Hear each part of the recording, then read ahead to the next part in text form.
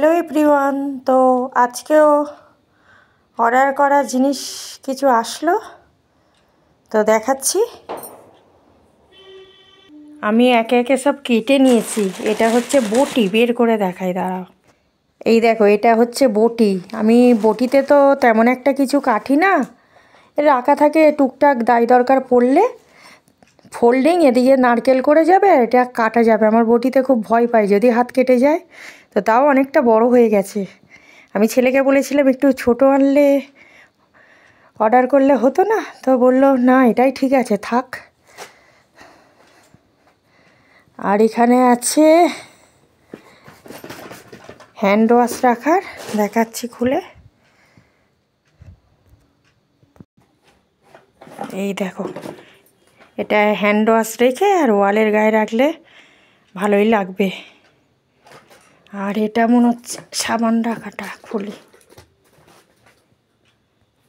এটা খুললাম, এটা হচ্ছে সাবান রাখা। এটাকে সেট করে ওয়ালের গায়ে রাখতে হবে এরকম করে, যেখানে বাথরুমের বেসিন থাকে। আমি দেখাচ্ছি, বেশ সুন্দর লাগবে। এরকম রাখতে হবে। আমি একা একা ক্যামেরা ধরে করছি, আর এটা পুশ করলেই হয়ে যাবে। ভালো লাগছে না? আমার তো খুব পছন্দ। এগুলো আগেও আমরা ইউজ করেছি যদিও। আর এই সাবানের এটা দেখাচ্ছি। এটা সেট করতে কোনো মিস্ত্রি লাগবে না, নিজেরাই সেট করা যাবে। এগুলো পিছনে ফুটো করা আছে, আটকে দিয়ে আর টাইলসের গায়ে আটকে দিতে হবে।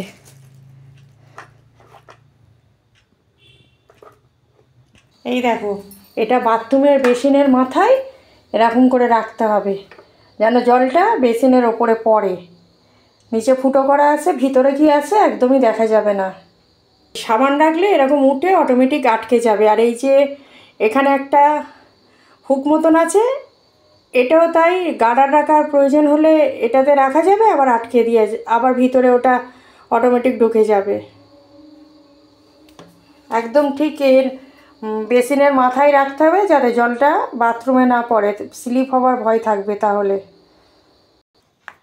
এই দেখো, সব অর্ডার করে পুরো ভর্তি হয়ে গেছে। আর এখানে দেখো ধূপ জ্বালানোর সিস্টেমটা। এই প্লেটের ওপর ধূপ রাখলাম, বাথ প্লেট। এবার এটাকে ছাইগুলো এর মধ্যে পড়লো, জায়গাটাও নোংরা হলো না। এটা আবার বাইরে ফেলে দিলে পরিষ্কার হয়ে যাবে। সেদিন বললাম না নিচে বিছানোর জন্য একটা গদি বানিয়েছি।